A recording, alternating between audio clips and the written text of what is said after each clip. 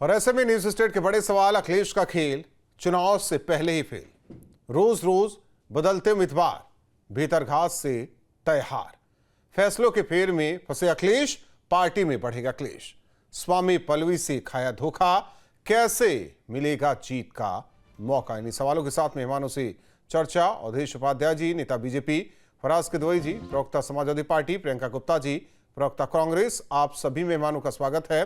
फराज किदवई जी, हालांकि बार बार एसटी हसन साहब ये कहते रहे कि अखिलेश चाहते थे कि वही चुनाव लड़े। आखिरी दौर में एक चिट्ठी भी आई, लेकिन वो रिटर्निंग अधिकारी तक पहुंच नहीं पाई। बताया जा रहा है कि कुछ लोगों ने उसे ही फंसा दिया और एसटी हसन के साथ खेला तो हुआ ही, अखिलेश यादव के साथ भी खेला हो गया। आखिर ऐसी स्थिति आपकी पार्टी में क्यों बनी है? राहुल जी, देखिए, अभी आदरणीय एसटी हसन साहब को आपने सुनाया, हम भी सुन रहे थे, और उनके पिछले आप 10 दिन के अगर बयानों को देखिए जी, तो एक चीज तो इस्टेब्लिश हो गई कि डिसिप्लिन अगर कहीं है उत्तर प्रदेश में तो समाजवादी पार्टी में है कि हमारे सिटिंग सांसद को अगर टिकट नहीं मिलता है तब भी वो ये कहते हैं कि हमारे केंद्रीय नेतृत्व में और आदरणीय राष्ट्रीय अध्यक्ष जी की लीडरशिप में पूरी जो है वो आस्था है। दूसरी बात यह है कि सारे सवाल विपक्ष से क्यों, राहुल जी? मैं ये पूछना चाहता हूं कि भारतीय जनता पार्टी ने यहां मैं टोकना चाहता हूं। आप कहते हैं कि सारा प्रश्न विपक्ष से ही क्यों? विपक्ष जब तक मजबूत नहीं होगा, सवाल यह है कि ये लड़ाई कैसे दिखेगी। एक तरफा ये कोई नहीं चाहता। सवाल इस बात को लेकर भी है, जो मुलायम सिंह यादव सोचते थे, जो उनकी पार्टी सोचती थी, जो उनका थिंक टैंक था, आज वो थिंक टैंक है कहां? सवाल यह है कि निर्णय लेने में अखिलेश यादव क्या पीछे हैं।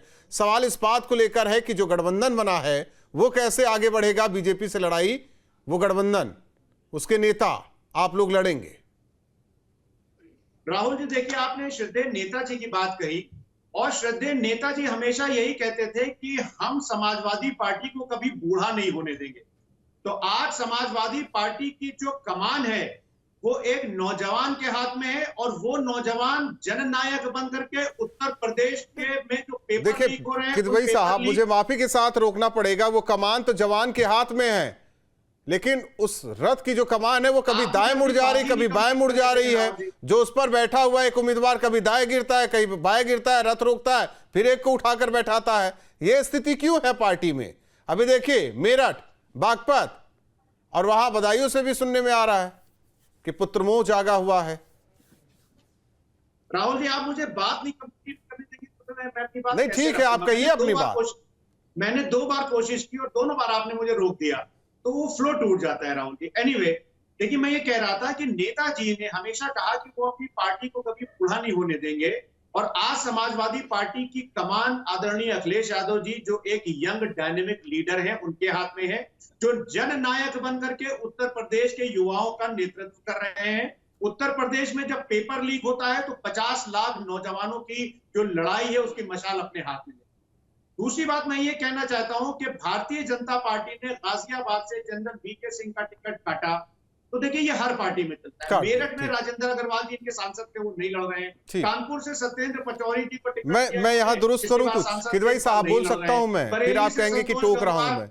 और भी मेहमान है, मैं कुछ दुरुस्त करूं? मैं दुरुस्त? आवाज कट गई।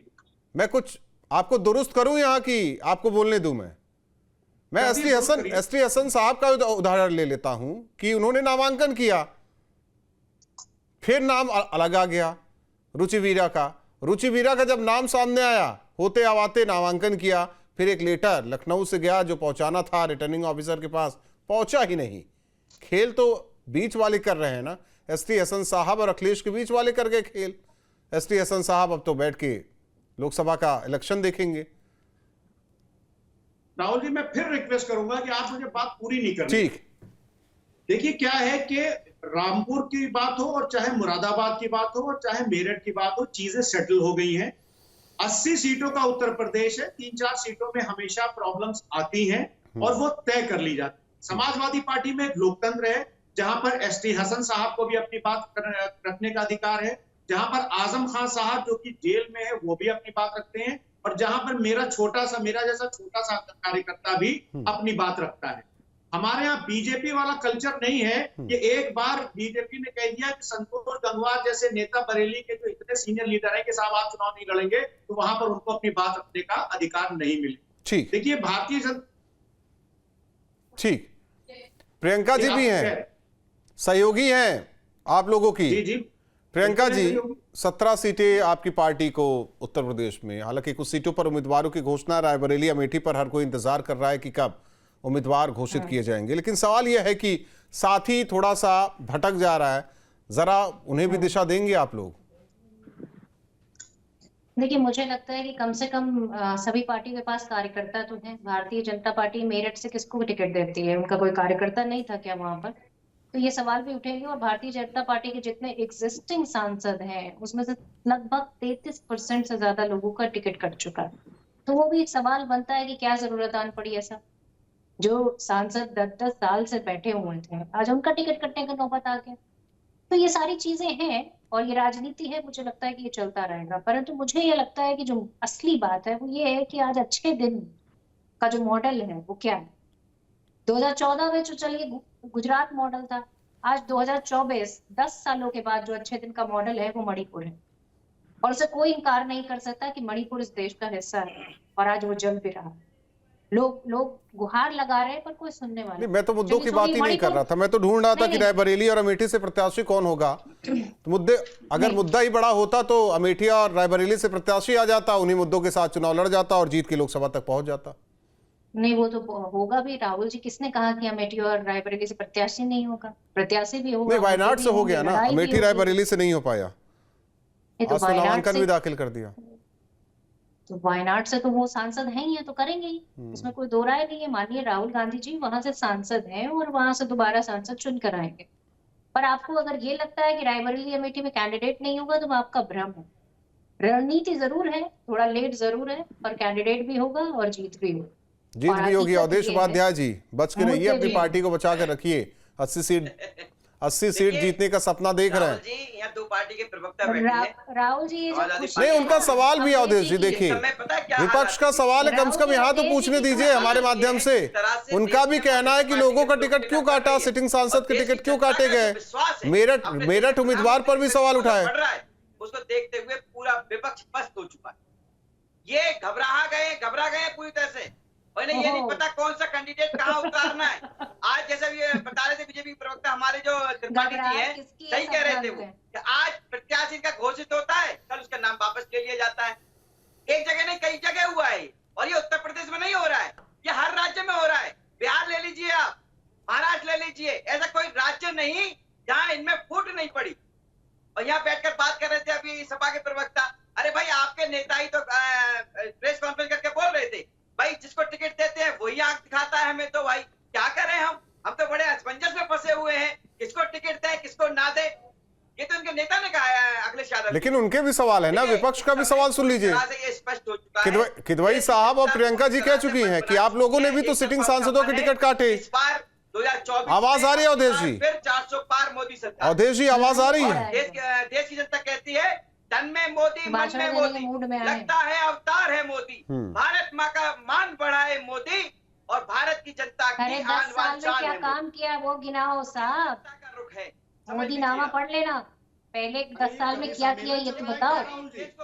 वोट किस पे मांग रहे हो? कितना ही ये जातिवाद का कार्ड खेल ले। अवधेश जी को कनेक्ट करते लगता है आवाज नहीं पहुंच पा रही। लेकिन किदवई साहब देखिए, किदवई साहब साफ कहना है, आप लोग चाहे जो कहें, लेकिन एक होता है ना कि संगठित होकर मौजूदा स्थिति से लड़ना, जिस संविधान बचाने की दुहाई देकर आप लोग मैदान में उतर रहे हैं, पहले संगठित तो हो जाइए, क्लियर तो कर दीजिए, एक दिशा तो दे दीजिए पार्टी नेतृत्व रणनीति को लेकर कि करना क्या है। राहुल जी देखिए, भाजपा प्रवक्ता की आपकी आवाज उन तक नहीं पहुंच रही है, ऐसे ही जनता की आवाज भी भारतीय जनता पार्टी और सरकार तक नहीं पहुंच रही। तो दूसरी बात यह है कि देखिए मार्गदर्शक, अभी हमारे जो भारतीय जनता पार्टी के साथी थे वो चले गए महाराष्ट्र पे, बिहार पे, कर्नाटक पे। तो जाहिर सी बात है। अवधेश जी एक मिनट सुनने तो दीजिए, यहाँ तो सुनने दीजिए समाजवादी पार्टी के प्रवक्ता को, नेता को। भाई फोन डिस्कनेक्ट हुआ मेरा, लेकिन आपके तो नेता डिस्कनेक्ट होते जा रहे हैं, आप उनको कैसे संभालेंगे? फोन तो कनेक्ट हो जाएगा दोबारा, नेटवर्क आ जाएंगे फोन में। लेकिन तो नेता आपका डिस्कनेक्ट हो चुका है, ऐसा है क्या फरहाद उसको साहब? कैसे लाएंगे आप? किदवई साहब, ऐसा है क्या? देखिए राहुल जी, मैं ऐसे डिबेट नहीं करता हूं। अगर बीच में मान लीजिए ये डिस्टर्ब करेंगे तो आप मुझे एग्जिट करा सकते हैं, और उसमें फिर आपके दर्शकों को भी बड़ी निराशा होगी कि अगर जो लॉस ऑफ कम्युनिकेशन होगा तो ना मेरी बात समझ में आएगी ना इनकी बात समझ में। अगर इनको बोलना है तो मेरा समय इनको दे दिए, मैं चुप बैठता हूँ। नहीं, ऐसा नहीं होता कि अब जी राहुल जी, ये स्थिति नहीं होती कि इनको टिकट दिया फिर उनको दे दिया, इनका टिकट काट के भी उनको टूट दे जाता दिया। है। देखिए राहुल जी, क्या है कि एक मार्गदर्शक मंडल बना था भारतीय जनता पार्टी में। उस मार्गदर्शक मंडल में आदरणीय अडवाणी जी को, जिन्होंने पार्टी बनाई, जिन्होंने खून पसीने से पार्टी को खींचा, और एक 2014 में वो बना था और 2024 में मिनी मार्गदर्शक मंडल बना। इसमें किसको किसको डाला गया है? मीनाक्षी लेखी, वरुण गांधी जी को, प्रवेश वर्मा जी को, डॉक्टर हर्षवर्धन जी को, रमेश बिधूड़ी जी को, जयंत सिन्हा जी को, नितिन पटेल जी को, गौतम गंभीर जी को। किदवई साहब, रोकूंगा तो कहेंगे कि रोका जा रहा है। सवाल है कि आप अपनी पार्टी की बात करेंगे, अपनी पार्टी की रणनीति की बात करेंगे, बीजेपी की बात करेंगे, या बीजेपी के ही नेता से मैं सवाल करूं कि वो अपनी पार्टी की बात करेंगे, जो आप लोगों के सवाल है उसका जवाब देंगे? राहुल जी, हमारी पार्टी का और कांग्रेस का उत्तर प्रदेश में मजबूत गठबंधन है।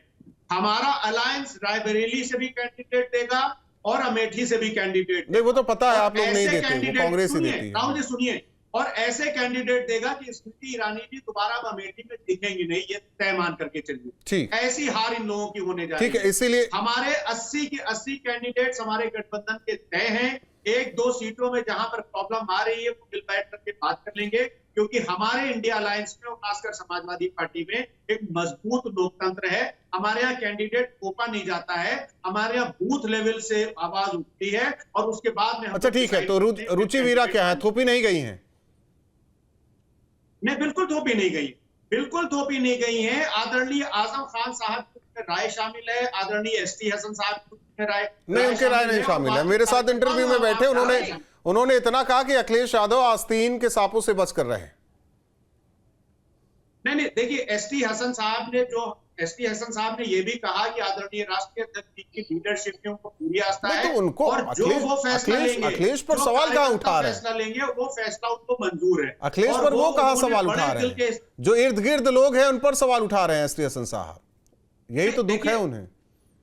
नहीं, कोई दुख नहीं है। और ST हसन साहब से हमारे राष्ट्रीय अध्यक्ष बात भी हुई है, और कोई ऐसी बात नहीं है। ST हसन साहब हमारे पार्टी के बड़े नेता हैं। ये तो आप कह रहे हैं ना?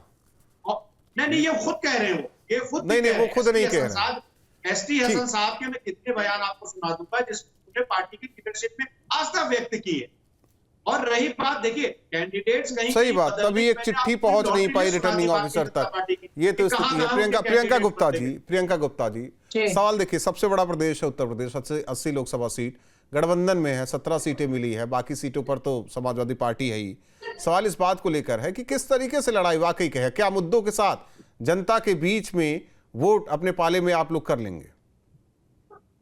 देखिए राहुल जी, मुझे लगता है कि जनता के जो मुद्दे हैं वही इस चुनाव का असली मुद्दा है, और जनता के मुद्दे ये है कि बेरोजगारी 45 सालों में सबसे ज्यादा है, और 83% युवा यहाँ का, 83% युवा बेरोजगार। आज तो ये खबर है कि IIT के 36% युवाओं को प्लेसमेंट नहीं मिला है, IIT बॉम्बे के पढ़े हुए। तो ये एक समस्या है, और इस समस्या से अनदेखी कोई परिवार नहीं कर सकता, चाहे वो कितना भी गरीब हो, कितना भी अमीर हो, मीडियम क्लास हो। अगर प्लेसमेंट ही नहीं होगा तो बच्चों का भविष्य क्या होगा? इस देश की युवा शक्ति ऐसे ही घर में बैठी रह जाएगी, क्या रील्स देखती रह जाएगी?